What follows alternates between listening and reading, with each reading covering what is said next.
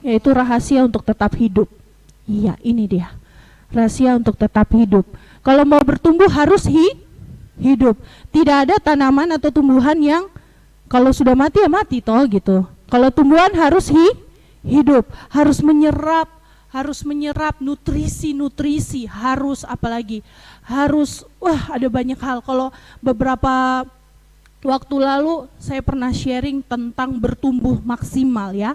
Masih ingat? Yang jangan ingat-ingat mantan, jangan berprasangka ya. Saya kasih 2 poin, tapi yang diingat adalah jangan ingat mantan. Padahal ada satu lagi, yaitu jangan berprasangka. Artinya di sini masih banyak yang ingat mantan kok. Tidak ya. Oke, mari sama-sama kita belajar rahasia untuk tetap hidup. Kalau hidup yang di sini yang saya mau share adalah bukan tentang roh. Kita next.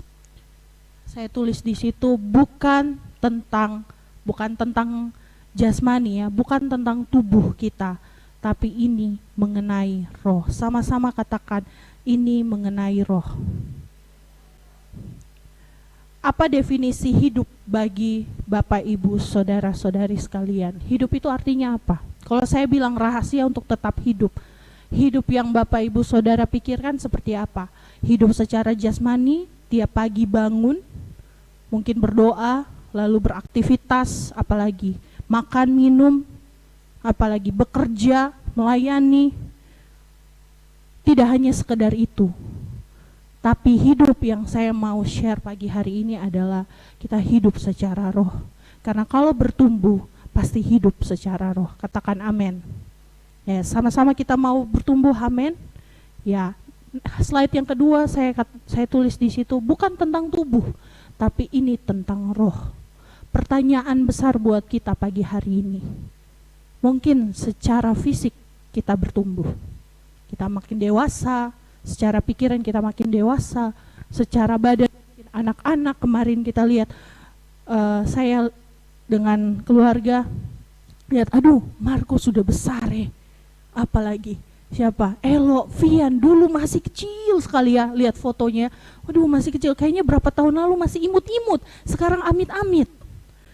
Tidak, tetap imut ya. Pertumbuhan bukan saja secara fisik, bukan saja secara tubuh kita besar, secara umur kita naik. Tapi pertanyaannya, banyak sekali dari kita yang tidak sadar bahwa roh kita bertumbuh atau tidak. Ya, banyak dari kita yang tidak sadar roh saya bertumbuh atau tidak. Bahkan kita kadang tidak tahu kalau ternyata roh kita mati. Ini yang hati-hati. Secara tubuh kita mungkin melihat bahwa oh Marco bertumbuh sehat besar, siapa lagi Vian bertumbuh aktif, sekolah. Kita semua, saya baru ulang tahun kemarin jadi saya bertambah usia. Pamer ya, tidak. Saya bertambah usia, secara umur naik.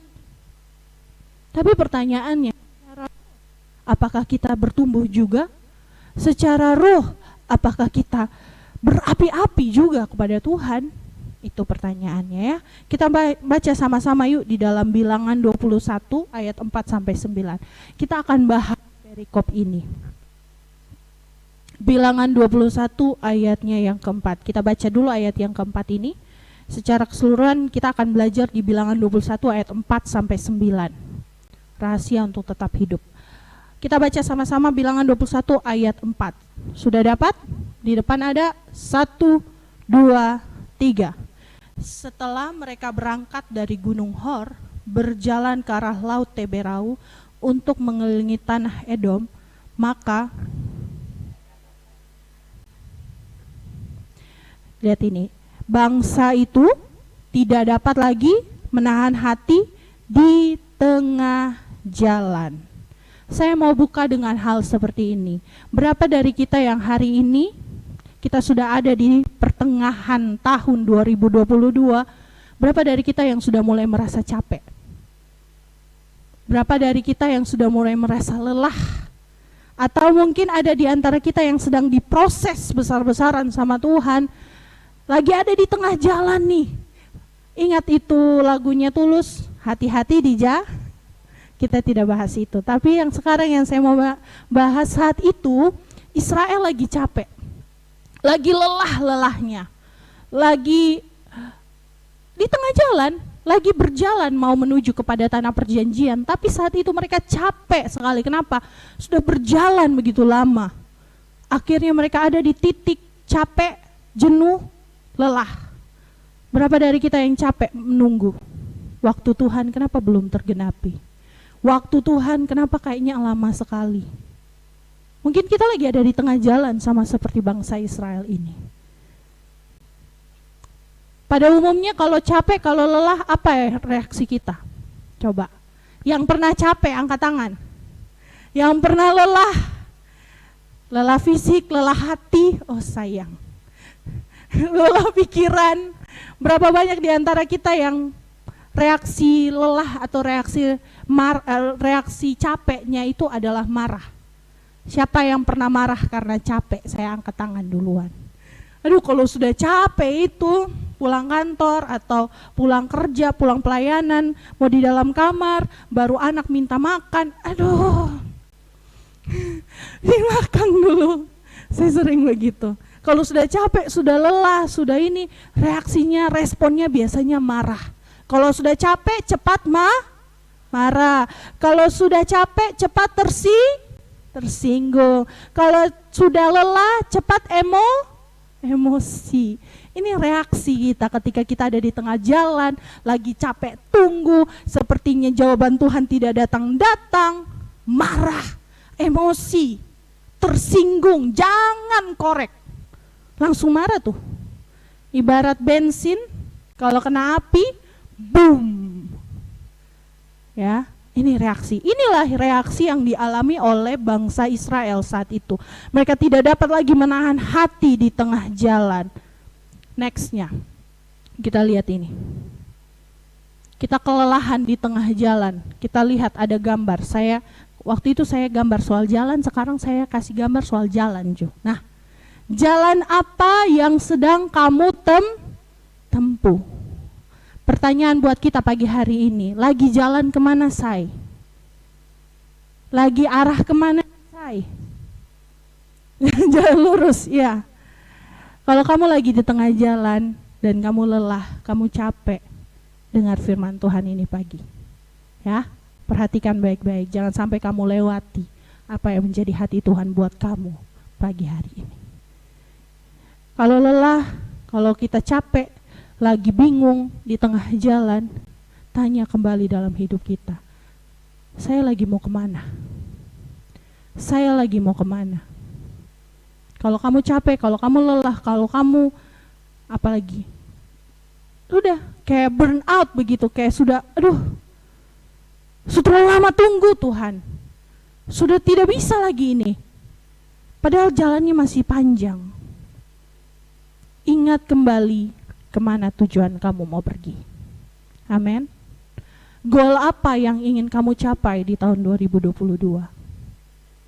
Kalau di awal tahun kita punya banyak sekali refleksi-refleksi hidup ya. Banyak sekali tujuan-tujuan. Tahun 2022 saya mau ini, saya mau itu, saya mau ini. Pertanyaannya, di bulan Mei ini masihkah kita berlari menuju kepada goal itu? Atau kita sudah capek di tengah jalan? Kalau kamu capek, yang pertama adalah ingat kembali goal apa yang kamu mau capai di tahun ini. Jalan ke arah mana yang ingin kamu pergi. Ingat kembali, refresh kembali, goal apa yang mau saya capai. Ingat kembali. Amin. Ayat 5, kita baca sama-sama ayat 5. Lalu mereka berkata melawan Allah dan Musa, mengapa kamu memimpin kami keluar dari Mesir supaya kami mati di padang gurun ini? Sebab di sini tidak ada roti dan tidak ada air, dan akan makanan hambar ini kami telah muak. Ini dia. Kalau su capek pasti marah. Kalau su capek mulai menyalahkan. Kalau su capek sudah lelah mulai tersinggung. Apa yang dilakukan oleh bangsa Israel? Bangsa Israel saat itu menyalahkan Tuhan dan menyalahkan Musa. Reaksinya ini kalau sudah capek, kalau sudah marah. Akibat marah kita mulai overthinking. Kalau sudah marah, akibat dari marah kita mulai menyalahkan. Kalau sudah marah kita mulai mengeluh. Apa yang membuat bangsa Israel tidak masuk ke tanah Kanaan? Karena ini. Respon mereka, respon yang tidak benar. Respon mereka karena mereka marah, mereka dikuasai oleh amarah itu. Mereka mulai overthinking, mereka mulai menyalahkan Tuhan, mulai menyalahkan Musa. Mulai apa lagi? Mulai mengeluh. Ini dia, hati-hati. Ketika kita sudah marah karena capek, kita mulai omongannya tidak beres. Coba lihat saja, kalau dia sudah capek, dia marah, pasti dia sudah berkicau. Omongannya sudah tidak beres. Israel saat itu apa?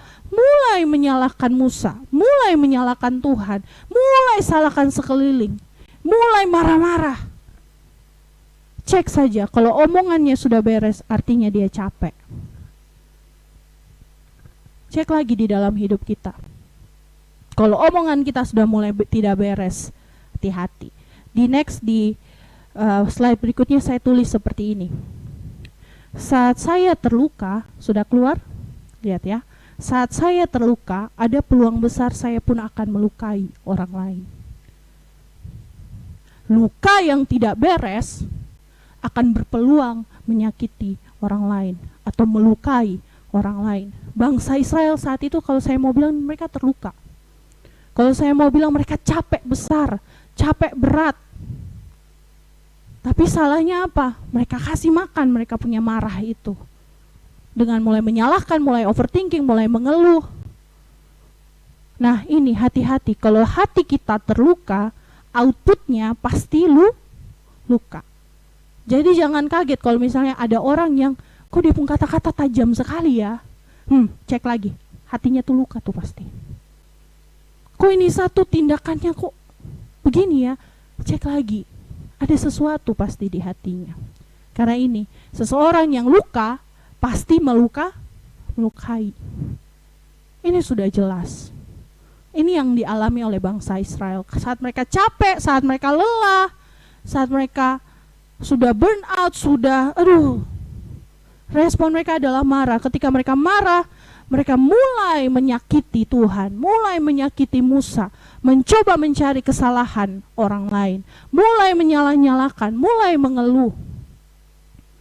Ya, makanya hati-hati dengan amarah. Saya renungkan terus, aduh Tuhan, hati-hati dengan amarah. Ketika saya memberi makan amarah saya, artinya saya memberikan kesempatan untuk saya melukai orang lain lagi. Saya sudah terluka. Tapi ketika hati itu tidak beres, ketika hidup itu tidak beres, siapapun yang saya ketemu pasti bisa saya lukai. Makanya rantai luka itu kadang tidak pernah putus karena orang-orang tidak sadar kalau hidupnya luka. Rantai sakit hati itu kadang tidak putus karena kita tidak sadar bahwa hidup kita perlu pemulihan. Makanya saya tanya tadi, kita secara fisik kita tahu bahwa kita bertumbuh. Secara umur kita bertambah. Secara pikiran juga mungkin kita dewasa. Tapi kadang kita tidak sadar roh kita bertumbuh atau tidak. Kadang kita tidak sadar hati kita perlu pemulihan. Itulah kenapa kita butuh Roh Kudus. Untuk apa?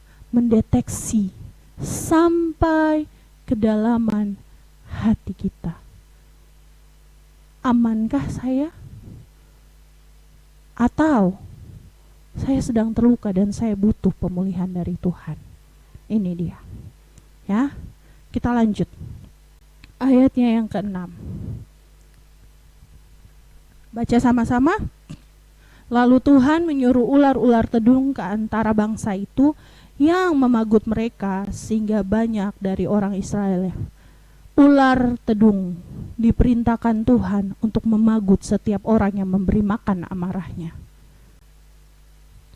Hati-hati ketika kita memberi makan amarah kita, kita menampilkan kedagingan kita lebih daripada kayak apa ya, memberi makan baper, memberi makan amarah, membiarkan diri kita dikuasai sepenuhnya oleh amarah itu, membiarkan diri kita untuk dikuasai sepenuhnya oleh luka itu. Lihat apa yang dialami oleh bangsa Israel.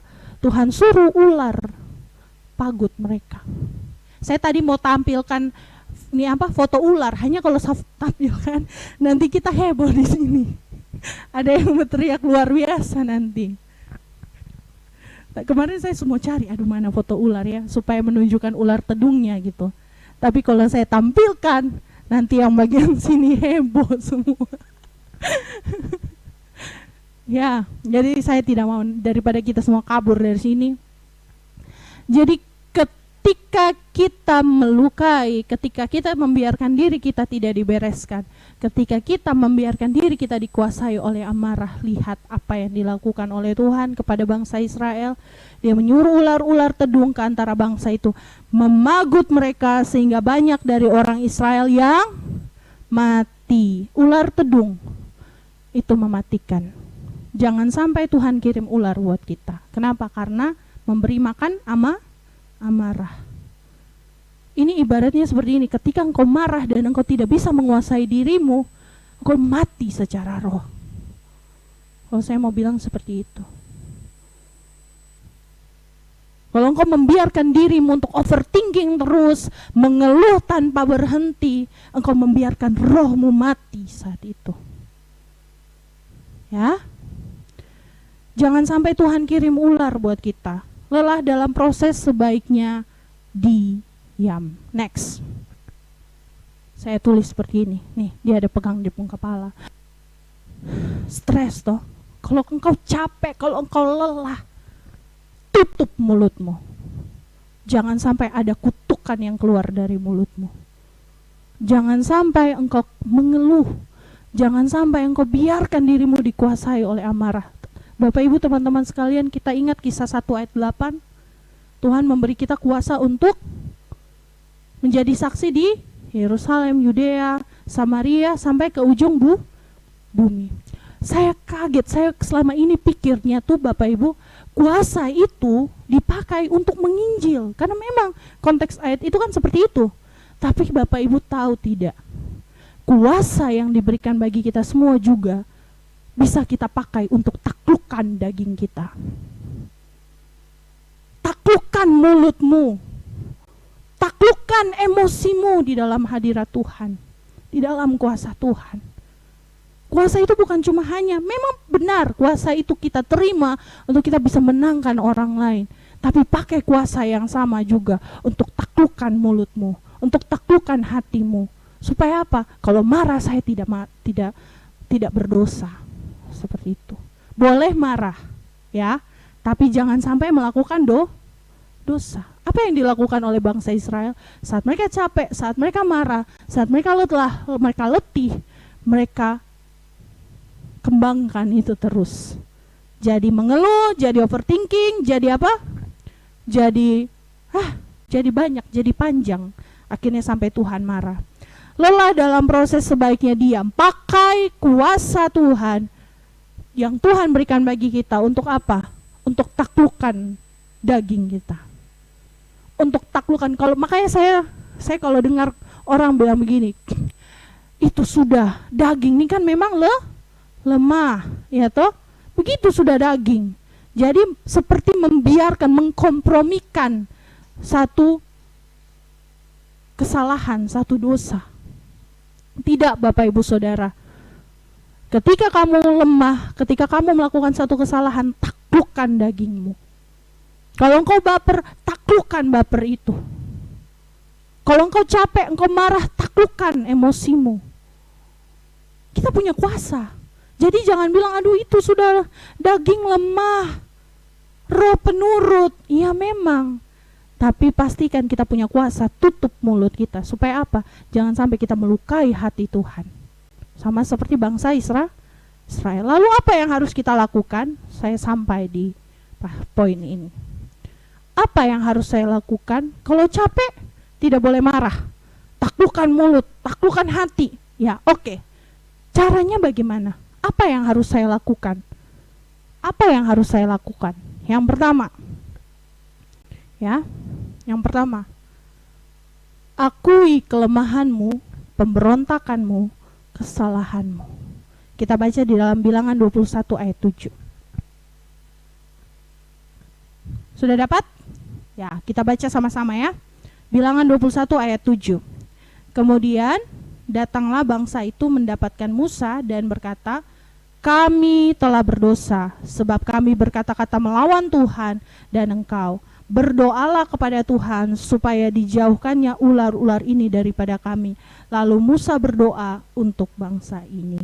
Hal yang pertama yang harus dilakukan ketika kita sudah salah, kita sudah mungkin melakukan hal-hal yang tidak disukai oleh Tuhan. Hal yang pertama adalah akui. Israel saat itu mengaku, mereka tahu mereka salah. Mereka datang kepada Musa, mereka mengaku di hadapan Musa. Ya, mereka datang ke hadapan Musa dan mereka mengaku di hadapan Musa. Mengaku bukan berarti membuka aib. Dengar baik-baik. Mengaku bukan berarti membuka aib. Terkadang kita takut untuk mengaku. Terkadang kita takut, aduh ini dosa yang paling parah sudah. Kalau saya akui nanti mereka akan omong apa? Mulai ada ketakutan. Banyak sekali orang yang seperti itu. Bahkan saya seperti itu. Saya takut untuk menyatakan kesalahan saya. Kenapa? Karena takut dinilai. Takut dihakimi. Takut dipandang jelek. Hamba Tuhan kok kayak gitu. Tidak ada satupun dari kita yang kebalakan dosa. Amin. Tidak ada satupun dari kita yang kebalakan dosa. Kalau bicara soal akui, saya mau bawa kita sampai di satu poin soal ini. Soal mengaku, artinya kita harus berani menunjukkan diri kita apa adanya. Berani menunjukkan diri kita apa ada. Saya ingat waktu itu beberapa minggu yang lalu, Pendeta Adrian pernah sharing tentang terang ya, Yesaya 60. Bagaimana kita hidup sebagai terang. Kegelapan itu adalah dosa yang ada di dalam hidup kita. Dosa itu, kegelapan itu, kalau semakin hari kita tutupi, itu dinamakan dosa favorit. Berapa banyak di antara kita yang punya dosa favorit? Dosa yang terus-menerus kita lakukan tanpa kita tahu cara untuk keluar dari situ. Ibaratnya sudah nyaman sekali lakukan dosa itu. Tidak ada yang tahu, cuma kita sama Tuhan yang tahu. Nah, inilah yang saya bilang tadi, akui. Tidak bisa kalau saya akui ini nanti tanggapan dia seperti apa? Tanggapan Bapak Gembala seperti apa? Saya pasti dijauhi, saya pasti dimarahi, saya pasti dihakimi. Tidak. Kalau kamu mengaku pada orang yang salah, kamu pasti dihakimi. Makanya kita perlu mentor. Kita perlu seorang yang membimbing hidup kita. Kalau di gereja kita punya gembala. Akui. Biarkan dirimu terlihat apa adanya. Terangi kegelapan yang ada di dalam hidupmu itu. Kenapa? Kalau semakin lama kita tidak akui, kita tidak bereskan, kita akan tenggelam terus dalam dosa favorit itu. Entah tidak tahu sampai kapan. Orang bisa tenggelam dalam dosa favorit itu bertahun-tahun lamanya. Kenapa? Karena tidak tahu cara untuk keluar dari situ. Perlu orang lain, perlu mentor, perlu orang yang bantu kita, membimbing kita untuk keluar.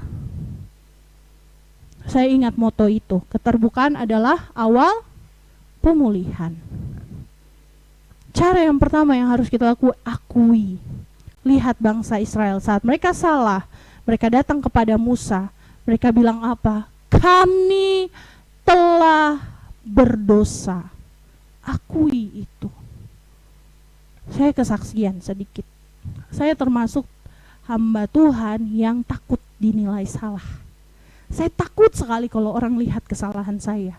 Saya takut sekali kalau dulu ya, saya takut sekali kalau misalnya orang tuh memandang saya tuh jelek gitu. Kenapa? Karena hamba Tuhan toh. Jadi harus dinilai, wah ini yang kita harus perlu pergi dan didoakan oleh hamba Tuhan karena dia bisa mendoakan kita. Oh, pengurapan luar biasa. Jadi Kadang saya takut untuk dilihat untuk salah gitu. Semua pekerjaan harus saya lakukan sempurna. Tidak boleh ada yang salah. Makanya perfeksionis sekali ya. Perfeksionis sekali. Tidak boleh ada yang lihat saya salah. Tidak boleh ada yang tahu bahwa saya lagi jatuh, saya lagi sakit, saya lagi lemah, saya lagi capek. Tidak boleh ada yang tahu. Pokoknya kalau hari Minggu saya datang ke gereja, kalian akan melihat saya dengan senyuman. Nah, itu saya Bapak Ibu Saudara. Makanya kadang kalau saya senyum juga kadang tidak tulus, jujur-jujuran. Kenapa? Karena saya sudah bebas dari hal itu. Lalu saya ketemu orang, saya senyumnya, halo, tapi di hati lagi capek, lagi lelah.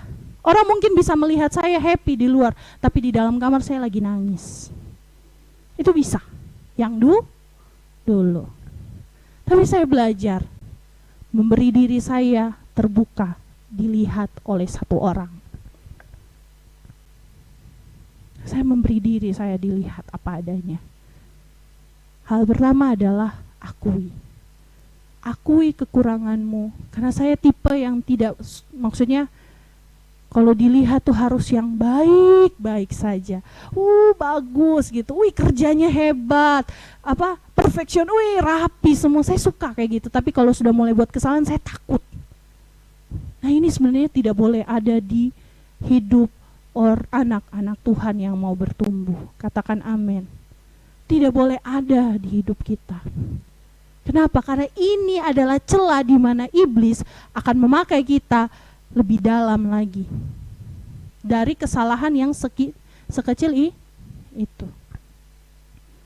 Akui di hadapan Tuhan, akui kelemahanmu, akui pemberontakanmu, akui kesalahanmu.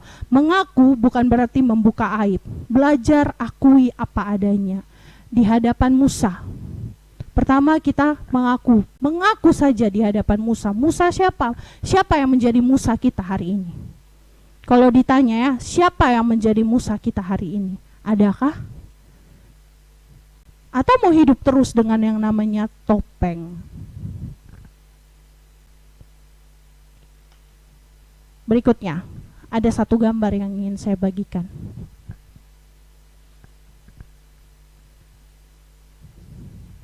Iya, ini dia. Kuasa akuntabilitas. Kita belajar untuk hidup terang. Jujur, terbuka, tulus versus dusta, tertutup dan palsu. Ini ada 4 area Bapak Ibu Saudara. 4 area dalam hidup kita. Saya bagi atas 4. Yang pertama itu open atau public area. Open atau public area ini artinya segala sesuatu yang bisa dilihat oleh orang lain. Tante Tina pakai baju biru, semua orang tahu. Kak Yanto rambutnya pendek, iya karena laki-laki, semua orang tahu. Nia perempuan, semua orang tahu. Ya, ini namanya open atau public area yang semua orang tahu tentang hidup saya. Ya, saya tahu, orang lain tahu. Yang kedua, ada namanya blind spot area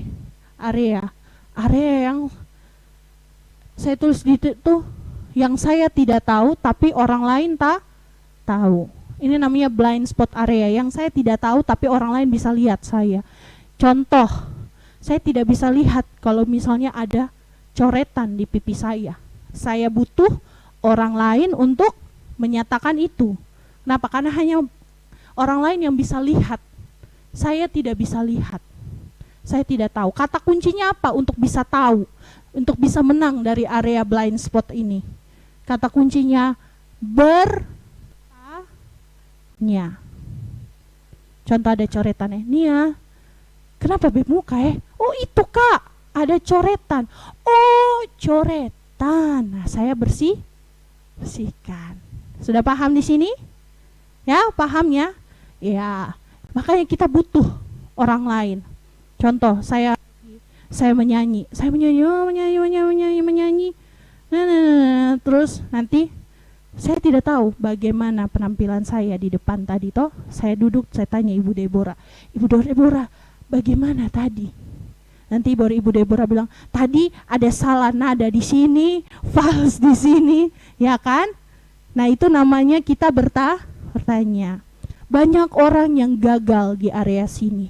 Kenapa? Karena takut dinilai. Kenapa? Karena takut dilihat jelek. Padahal kalau kita mau menang di area yang kedua ini, bertanyalah. Tapi ingat, bertanya pada orang yang tepat. Kadang kalau kita tanya di orang yang tidak tepat, kita tanya, tadi salah di mana? Lu salah semua. Akhirnya membuat kita jatuh. Aduh salah semua kok. Aduh gini, mulai pikiran salah lagi. Makanya bertanyalah pada orang yang tepat. Yang ketiga, ini dia yang ketiga. Lihat, area yang ketiga apa? Hidden atau private area. Saya tahu, tapi orang lain tidak tahu. Ini yang saya bilang tadi, dosa favorit. Sesuatu yang saya sembunyikan seorang diri, yang hanya saya yang tahu. Kalau orang lain tahu, itu akan jadi aib. Akhirnya apa? Kita jadi orang yang munafik. Saya pernah terjebak di area ini.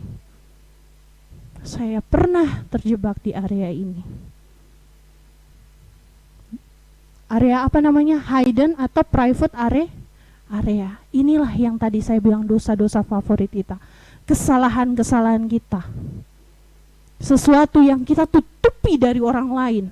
Tidak boleh ada yang tahu. Orang hanya boleh tahu saya sempurna, saya baik, saya aman. Padahal nyatanya menangis di kamar mandi. Ya, ini harus kita buka Bapak Ibu Saudara.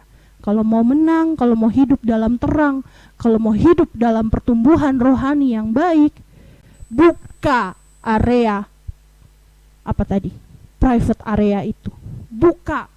Buka juga bukan kepada orang yang sembarangan. Temukan pribadi yang kamu bisa apa adanya sama dia. Dan dia juga punya pegangan, tidak akan menceritakan. Biasanya ini diceritakan kepada hamba-hamba Tuhan. Diceritakan kepada gembala. Buka itu. Kalau engkau mau menang, engkau harus terang di area itu. Area yang pertama, semua orang bisa lihat, engkau tahu, orang lain tahu. Area yang kedua, engkau tidak tahu, tapi orang lain tahu. Harus menang di area itu, harus terang di area itu. Area yang ketiga adalah private area. Ini yang banyak sekali orang tidak mau akui, tidak mau diketahui. Padahal harus. Ingat, keterbukaan adalah awal pemulihan. Kalau engkau mau hatimu, lukamu disembuhkan, datang kepada Musa. Akui kepada Musa. Memang kita akui kepada Tuhan, tapi ada satu tindakan, yaitu akui kepada seorang Musa.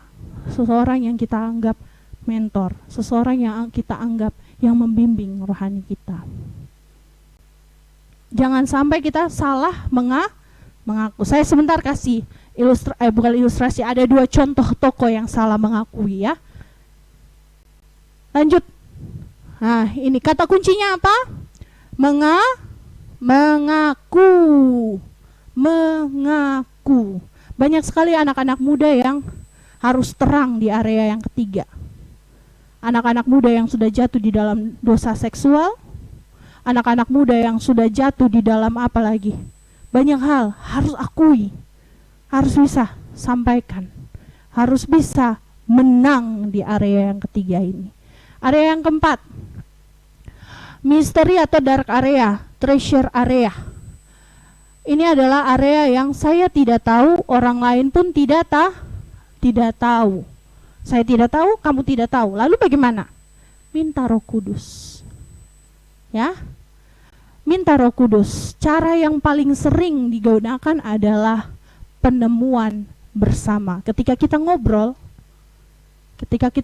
kita bisa menemukan satu treasure area, satu harta yang terpendam, atau satu darkness area, sesuatu yang mungkin kita sendiri tidak sadari, orang lain tidak sadari, tapi ketika kita ngobrol, baru ternyata tahu, oh betul ya, beta kayak gitu tuh karena begini. Karena dari ngobrol. Saya pernah alami ini, treasure atau dark area. Saya pernah ada di area dark areanya. Ketika saya tidak tahu, orang tidak tahu, ketika saya ngobrol, baru saya paham, oh ternyata saya sakit hati sama orang itu. Saya tidak tahu, saya tidak ngerti. Tapi ketika lihat itu orang tuh kayaknya, aduh, kayak sana mau saya gitu. Tapi ketika kami ngobrol baru ditemukan hal bahwa saya sakit hati terhadap orang itu. Dark area ini ditemukan bersama-sama ketika kita ngobrol. Ya, sampai di sini paham ada 4 area ini? Paham Bapak Ibu Saudara? Baru 1 poin saya sudah panjang. Ya, akui kelemahanmu, pemberontakanmu. Mengaku bukan berarti apa? Bukan berarti membuka aib. Poin yang kedua, mintalah untuk didoakan. Mintalah untuk didoakan. Bilangan 21 ayat 7. Kita baca sama-sama. Bilangan 21 ayat 7. 1, 2, 3. Kemudian datanglah bangsa itu mendapatkan Musa dan berkata, kami telah berdosa sebab kami berkata-kata melawan Tuhan dan engkau. Berdoalah kepada Tuhan supaya dijauhkannya ular-ular ini daripada kami. Lalu Musa berdoa untuk bangsa itu. Poin yang kedua adalah ketika kamu sudah mengaku, mintalah untuk didoakan. Bukan cuma sekedar mengaku, tapi mintalah untuk didoakan. Saya salut sama Musa saat itu. Kalau saya di area sudah dihina, sudah disalah-salahkan sebagai pemimpin, mungkin saya malas untuk doakan. Tapi apa yang dilakukan oleh Musa? Musa doakan mereka. Musa doakan mereka. Hal yang kedua yang perlu kita lakukan adalah jangan takut untuk minta didoakan. Karena kalau kita sudah mengaku, kita minta untuk didoakan. Engkau perlu topangan orang lain. Ingat, Bapa saja bekerja dengan 3 pribadi. Bapa, Putra, dan Roh Kudus. Lalu engkau mau bekerja sendiri? Engkau mau berjuang sendiri untuk keluar dari area darkness itu? Engkau mau berjuang sendiri untuk tinggalkan dosa itu? Tidak bisa. Kau butuh orang lain. Bersama-sama. Yang ketiga, apa secara cepat? Yang ketiga, apa yang ada yang harus kita lakukan? Ya, bukan cuma mengaku, bukan cuma minta didoakan, tapi ada yang harus dilakukan. Apa yang harus dilakukan? Bilangan 21 ayat 8. Baca sama-sama. Maka berfirmanlah Tuhan kepada Musa, buatlah ular tedung dan taruhlah itu pada sebuah tiang, maka setiap orang yang terpagut jika ia melihatnya akan tetap hidup. Ada yang harus dilakukan, yaitu pandang ular tembaga. Pandang ular tembaga. Kita bisa salah, ingat ya. Kita bisa berdosa. Setiap kita punya dosa favorit. Tapi saat kita akui, saat kita didoakan, kita mungkin masih bisa jatuh di area yang sama. Dengar baik-baik. Saat kita mengaku, kita didoakan, sekali-kali kita bisa jatuh di area yang sama lagi. Makanya saya kasih di poin yang ketiga. Ketika sudah akui, sudah didoakan, pandang terus ular tembaga. Ular tembaga ini gambaran dari Yesus Kristus di kayu salib. Kalau engkau sudah diakui, engkau sudah didoakan, intimidasi itu akan terus datang. Weh, lu yang kemarin buat salah ini toh, lu sudah mengaku mah, lu sudah didoakan mah, lu pikir lu akan bebas. Nah, itulah intimidasi. Tapi saat kita sudah akui, saat kita sudah didoakan, poin berikutnya adalah pandang pada salib Yesus. Ular tembaga itu saat mereka akui, saat mereka sudah didoakan, bukan Tuhan serta-merta angkat itu ular supaya jangan pagut mereka lagi. Itu ular tidak dihilangkan, Bapak Ibu Saudara. Tapi ular yang sebelumnya mematikan dijadikan penyembuh. Saat mereka jatuh lagi dalam kesalahan, dipagut lagi sama ular. Tapi saat mereka lihat kepada salib Yesus, kepada ular tembaga itu, mereka disembuhkan. Amin. Jadi jangan anggap bahwa mengaku terus nanti saya jatuh lagi bagaimana. Tidak apa-apa, ada poin yang ketiga. Apa poin ketiga? Pandang pada salib Yesus. Tidak ada yang lain. Ular itu, masalah itu tidak akan segera-segera serta-merta setelah engkau mengaku, engkau berdoa, lalu saya bebas, saya suci, saya holy, saya kudus. Tidak. Sekali-kali engkau masih bisa jatuh di dalam dosa yang sama. Tapi apa yang harus kita lakukan? Pandang pada salib Yesus. Amin. Ular yang awalnya jadi yang mematok bangsa Israel, ular itulah yang dijadikan Tuhan sebagai penyembuh. Yesus Kristus adalah penyembuh kita, amin. Kalau engkau buat salah lagi, kalau engkau sudah mengaku, engkau sudah berdoa, engkau buat salah lagi, pandang sama Yesus. Salibnya sudah tebus setiap dosa kita. Tidak ada satupun orang yang bisa intimidasi kita lagi, amin. Jangan lagi mau jatuh di dalam kesalahan yang sama. Tapi kalaupun engkau jatuh, pandang sama salib Yesus. Sudah dibereskan semuanya, Bapak Ibu Saudara. Ya. Kuncinya pandang pada ular tembaga, Yesus. Seolah apa prosesmu hari ini? Pertanyaan buat kita pada pagi hari ini. Seolah apa kamu hadapi proses pagi hari ini? Secapek apa di tengah jalan itu? Berat sekali kok. Pandang sama Yesus. Pandang sama Yesus. Ada dua kisah yang saya mau share buat kita pagi hari ini. Kisahnya Petrus dan kisahnya Yudas. Kisahnya Petrus untuk menutup sharing saya pagi hari ini. Petrus dia buat kesalahan. Yudas pun buat kesalahan. Bahkan saat itu, saat Yesus akan ditangkap, semua murid-murid kabur. Mereka punya respon yang salah. Mereka berdosa semuanya. Padahal apa? 3,5 tahun ikut Yesus. Tapi lihat apa yang dilakukan. Saat Yesus ditangkap, semua boom, hilang, lenyap semua. Yudas jual Yesus. Petrus menyangkal Yesus. Petrus dan Yudas sama-sama berdosa. Sama-sama buat kesalahan. Tapi apa yang dilakukan oleh Petrus? Saat Petrus buat kesalahan, itu karena apa? Kalau Bapak Ibu Saudara baca di dalam Matius, Petrus saat itu duduk sendirian di depan bait suci. Tidak ada yang temani dia. Dia duduk sendiri-sendiri di situ sah. Ini hati-hati. Kalau engkau punya kesalahan, engkau punya dosa, saat itu Petrus kabur dari Tuhan. Saat engkau punya kesalahan, engkau punya dosa, jangan duduk sendirian. Engkau butuh teman, ya. Nenek bilang sendirian itu berbahaya. Jangan sendirian teman-teman, Bapak Ibu Saudara. Pastikan engkau punya teman. Kalau saat itu Petrus ada kawannya, mungkin dia tidak akan menyangkal Yesus 3 kali. Tapi sayangnya dia sendirian. Kalau engkau sendiri, engkau ya sangkal Yesus terus sama seperti Petrus. Tapi lihat, ketika Yesus dibangkitkan, Yesus bangkit, apa yang terjadi? Yesus datang kepada Petrus, Petrus dipulihkan. Satu lagi yang poin paling penting, Petrus saat dia salah, dia menyesal. Yudas saat dia salah, Yudas juga menyesal. Apa yang membedakan Petrus dan Yudas? Petrus saat dia menyesal, dia kembali kepada murid-murid. Dia kembali kepada komunitas yang benar. Saya percaya pasti dia akui kesalahannya di komunitas itu. Lihat Yudas. Yudas menyesal. Tapi apa yang dialami oleh Yudas? Kalau Bapak Ibu baca di dalam Matius 27, saat Yudas menyesal, Yudas pergi mengaku pada orang yang salah. Yudas mengaku kepada siapa? Yudas mengaku pada imam-imam kepala. Apa respon imam-imam kepala saat itu?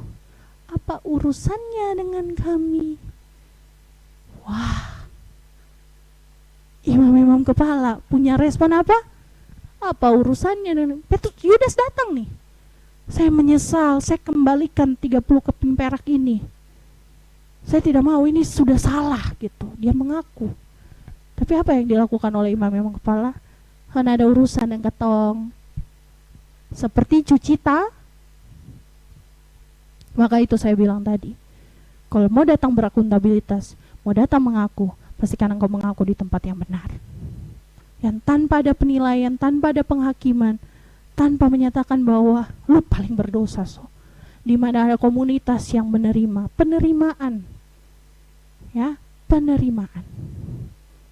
Semua orang bisa berbuat salah. Tapi mari kita sama-sama menerima. Tidak ada yang sempurna. Apa poin berikutnya? Petrus dipulihkan, dia dipenuhkan dengan Roh Kudus, dia berkhotbah 3.000 orang percaya. Yang terjadi kepada Yudas, saat dia mengaku, dia ditolak, dia pergi dan bunuh diri, gantung diri. Ada saya baca di satu sejarawan begitu soal Yudas ini. Yudas saat itu gantung diri bersebelahan bukitnya sama bukit Golgota, tempat Yesus disalibkan. Sayangnya saat itu adalah Yudas gantung diri membelakangi bukit Golgota. Seandainya saja saat itu Yudas gantung diri dan dia melihat salib Yesus, ibarat salib Yesus di belakang dia di depan, dia menghadap ke depan. Seandainya saat itu Yudas gantung diri menghadap salib Yesus, mungkin dia tidak akan gantung diri. Tapi lihat penolakan yang dia alami oleh komunitas yang katanya hamba Tuhan, yang katanya apalagi pemimpin-pemimpin agama. Dia jadi gantung di diri. Dia tidak diselamatkan. Ada 2 pribadi. Mari akui kesalahan kita, biarkan diri kita terlihat apa adanya, tapi pastikan mengakulah di tempat yang benar, pada orang yang tepat. Tuhan pasti pulihkan setiap hidup kita. Amin. Mari kita sama-sama tutup Alkitab kita. Kita bersyukur kepada Tuhan.